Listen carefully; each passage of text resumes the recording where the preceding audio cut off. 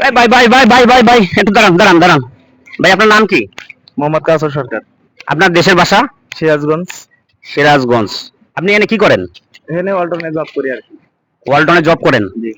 ও, এনে থাকেন কোথায় আপনি? এখানে বাড়াই বাড়া থাকি। বারোইবার থাকেন? জি।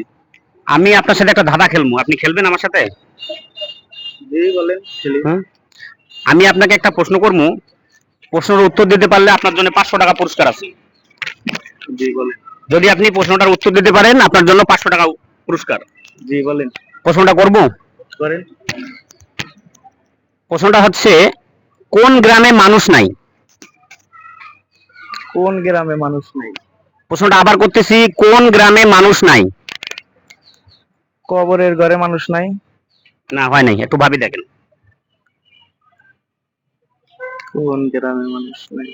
খুব সহজ প্রশ্ন, তুমি একটু ভাবি দেখো। ছোট ভাই তুমি ভাবো দেখো, পারবা? না। তুমি পারবা? যে পারবো তাদের জন্য 500 টাকা পুরস্কার।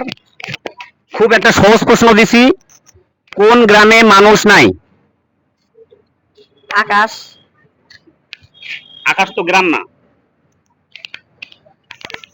কায়সার ভাই আপনি দেখেন, ভাবি দেখেন, পারবেন, আপনি পারবেন। প্রশ্নটার উত্তর দিতে পারলে 500 টাকা পুরস্কার।